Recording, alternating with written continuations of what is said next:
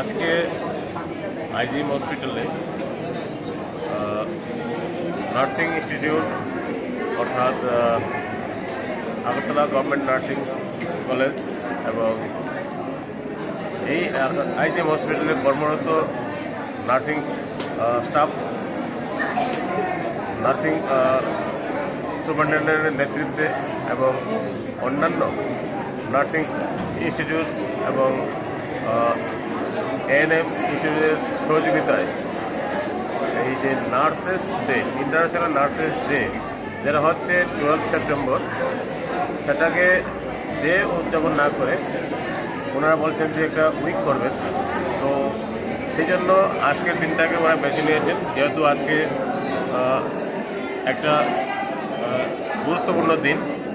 আমরা সবাই মানি যে অক্ষয় তৃতীয়া একটা মারাত্মক একটা তিথি, সেই হিসাবে আজকের দিনটা একটা উল্লেখযোগ্য দিন এবং সেই দিনটাকে ওনারা বেছে নিয়েছেন রক্তদান দিবস হিসাবে।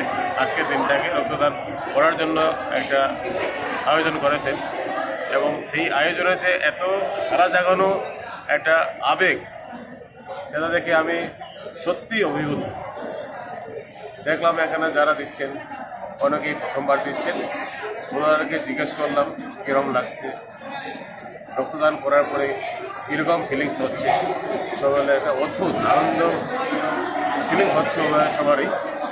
এবং যারা তৃতীয়বার দিচ্ছেন তারাও কিন্তু স্বেচ্ছায় দিচ্ছেন।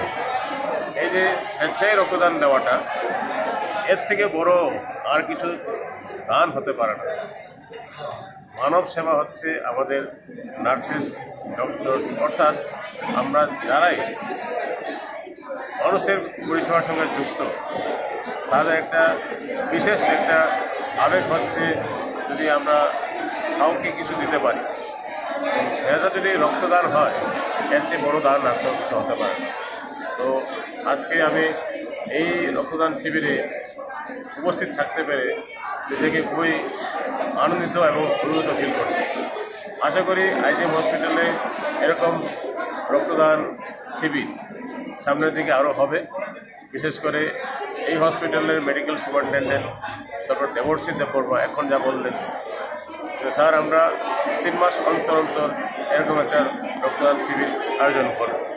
তো আজকের এই রক্তদান শিবিরের রক্তদাতাদের সংখ্যা দেখে আমার বিশেষ একটা আবেগ জেগে উঠেছে। দেখলাম এখানে 130 জনের মতন নাম নথিভুক্ত হয়েছে। তো 130 জন নাম নথিভুক্ত করে কমপক্ষে এটা 100টার মতো রক্তদান হবে। তো একটা বিশাল রক্তদান আজকের